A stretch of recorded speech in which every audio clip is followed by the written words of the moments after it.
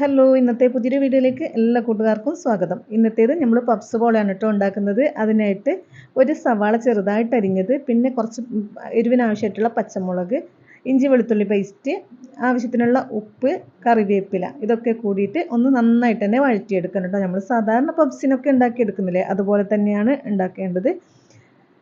നന്നായി വഴണ്ടി വരുന്ന സമയത്ത് നമുക്ക് ഇതിനകത്ത് മസാലപ്പൊടികളാണ് കേട്ടോ ചേർത്ത് കൊടുക്കേണ്ടത്.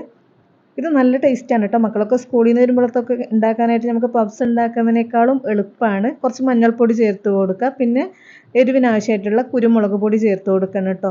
അത് നിങ്ങൾ എരിവിനനുസരിച്ച് ചേർത്ത് കൊടുത്താൽ മതി. ഞാൻ എന്തായാലും കുറച്ച് കൂടുതൽ ചേർത്ത് കൊടുക്കുന്നുണ്ട്. നല്ല സ്പൈസി ആയിട്ടുള്ള പപ്സ് പോലെയാണ് കേട്ടോ ഉണ്ടാക്കുന്നത്.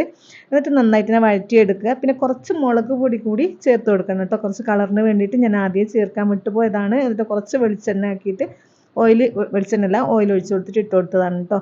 അതിനുശേഷം നമുക്ക് വേണ്ടത് 3 മുട്ടയാണ്. 3 മുട്ട കറക്റ്റ് അളവാണ്. അതിനകത്തോട്ട് കുറച്ച് കുരുമുളക് പൊടി, കുറച്ച് മഞ്ഞൾപ്പൊടി, അതുപോലെ തന്നെ ആവശ്യത്തിനുള്ള ഉപ്പ്, കുറച്ച് മല്ലിയില കേട്ടോ ചെറുതായി അരിഞ്ഞിട്ട് ഒന്ന് മിക്സ് ചെയ്ത് കൊടുക്കുക. നന്നായിട്ട് കലക്കിയെടുക്കുക കേട്ടോ. അതിനുശേഷം നമ്മൾ ഏത് പാത്രത്തിലാണോ ഉണ്ടാക്കുന്നത്, ഞാൻ ഇവിടെ കേക്കിൻ്റെ ഒരു പാത്രത്തിലാണ് ഉണ്ടാക്കുന്നത്. ബ്രെഡ് ഇങ്ങനെ അതിനകത്ത് മുക്കിയെടുത്തിട്ട് ഇതേപോലെ വെച്ച് കൊടുക്കണം കേട്ടോ. നന്നായിട്ട് തന്നെ എല്ലായിടത്തും ഫില്ല് ചെയ്തിട്ട് വേണം വെച്ച് കൊടുക്കാനായിട്ട്. അത് നിങ്ങളുടെ ഇഷ്ടത്തിനനുസരിച്ച് എങ്ങനെയാണോ നിങ്ങൾക്ക് മൊത്തത്തിൽ ഒന്ന് ഫില്ലായി കിട്ടുന്നത് അതേപോലെ വെച്ച് എടുത്താൽ മതി കേട്ടോ. എല്ലാ സൈഡും കുറച്ചൊന്ന് മുകളിലോട്ടായിട്ട് വെച്ച് കൊടുക്കണം കേട്ടോ. എന്താണെന്ന് വെച്ചാൽ നമ്മൾ മസാല ഇട്ട് കൊടുക്കുന്ന സമയത്ത് പുറത്ത് പോകാതിരിക്കാൻ വേണ്ടിയാണ്. അതിനുശേഷം നമ്മൾ നേരത്തെ തയ്യാറാക്കിയ മസാല ഇട്ട് കൊടുക്കുക. പിന്നെ പുഴുങ്ങിയ മുട്ടയാണ് കേട്ടോ. നേരെ പകുതിയാക്കിയതിന് ശേഷം ഇതുപോലെ വെച്ച് കൊടുക്കുക. നിങ്ങൾക്ക് ചെറിയ ചെറിയ കഷ്ണങ്ങളാക്കിയിട്ട് ഒരു മുട്ട 4 പീസൊക്കെ ആക്കിയിട്ട് അങ്ങനെയും വെച്ച് കൊടുക്കുക കേട്ടോ. ഇഷ്ടത്തിനനുസരിച്ച് കട്ട് ചെയ്ത് വെച്ച് കൊടുക്കുക. ഞാനിവിടെ കുറച്ച് കൂടുതൽ വെച്ച് കൊടുക്കുന്നുണ്ട്. ഇതേപോലെ വെച്ചിട്ട് നടുക്കും ഒരു മുട്ട വെച്ച് കൊടുക്കുന്നുണ്ട്.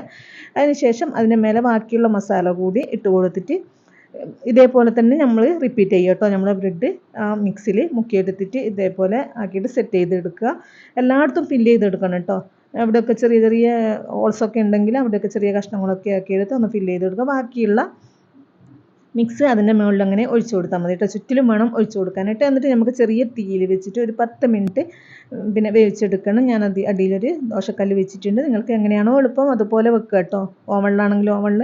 അതിനുശേഷം ഞാനൊന്ന് തിരിച്ചിട്ട് കൊടുത്തിട്ടുണ്ട്. ഇത്രയേ ഉള്ളൂ. നമ്മൾ പപ്സ് പോള വളരെ എളുപ്പത്തിൽ തയ്യാറാക്കി എടുക്കാനായിട്ട് പറ്റും. ഇനി എന്തായാലും ഇപ്പോൾ സ്കൂളൊക്കെ തുറന്നില്ലേ, മക്കളൊക്കെ സ്കൂളിൽ നിന്ന് വരുമ്പോഴത്തേനൊക്കെ ഒന്ന് ഉണ്ടാക്കി കൊടുത്ത് നോക്കുക. അവർക്കൊക്കെ നന്നായിട്ട് ഇഷ്ടപ്പെടും. വളരെ ടേസ്റ്റിയാണ് കേട്ടോ. നമ്മൾ കട്ടൻ ചായ കൂടെയൊക്കെ കഴിക്കാനായിട്ട് നല്ലതാണ്. എളുപ്പത്തിൽ ഉണ്ടാക്കി എടുക്കാനായിട്ടും പറ്റും.